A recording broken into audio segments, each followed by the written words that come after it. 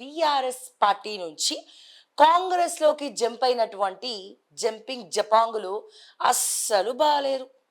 పాపం మనశ్శాంతి లేదు, మనశ్శాంతి కరువైపాయ్, డబ్బులు ఖర్చయిపాయ్, స్పీకర్ గారికి ముట్టికాయలు పడే, సుప్రీంకోర్టు తిట్టబట్టే, ఎట్లనబ్బా మీ తీరు, ఆపరేషన్ సక్సెస్ కానీ పేషెంట్ చచ్చిపోయింది అన్నట్టు, ఏందయ్యా ఇది అని చెప్పి మొట్టికాయలేయడం జరిగిందట.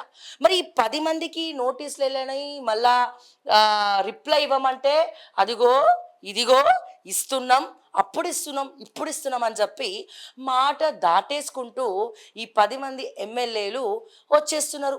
ఇక్కడ చూస్తే రేవంత్ రెడ్డికి ముందు నుయ్యి వెనకాల గొయ్యి, లేదా వెనకాల గొయ్యి ముందు నుయ్యి, ఇట్లా కనబడుతుంది అన్నట్టు. సో మరి ఇటువంటి పరిస్థితుల్లో రేవంత్ రెడ్డి ఇప్పుడు బీఆర్ఎస్ లీగల్ టీము వాళ్ళు ఏమంటారు, కేటీఆర్ ఎంతనన్నా సరే ఖర్చు పెట్టి సుప్రీంకోర్టులో బస్తీమే సవాళ్ళక్క తీసుకున్నాడు, ఎన్ని కోట్లను అడ్వకేట్లకి ఇచ్చి ఖర్చు పెట్టినట్టు. ఈ 10 మంది ఎమ్మెల్యేల విషయంలో కాంగ్రెస్ రెడ్ కార్పెట్ వేసి రండి బాబు రండి అని పిలిచింది. పిలిస్తే మరి వీళ్ళేం చేసిండ్రు, వచ్చిర్రు. మరి వచ్చినప్పుడు సుప్రీంకోర్టులో కేసులు నడుస్తున్నప్పుడు కాంగ్రెస్ ప్రభుత్వం తరపున రేవంత్ రెడ్డి గారు ఏ ఇనిషియేటివ్ తీసుకొని ఏ బాధ్యత తీసుకొని వీళ్ళందరినీ కూడా పిలిచినారో మరి అదే బాధ్యతతోటి రెస్పాండ్ అవ్వాలి కదా.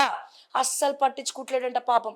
వచ్చేసిర్రు, మీ కేసులు మీరే చూసుకోవాలి, మాకు సంబంధమే లేదు అన్నట్టు మరి రేవంత్ రెడ్డి గారు ఉన్నారట.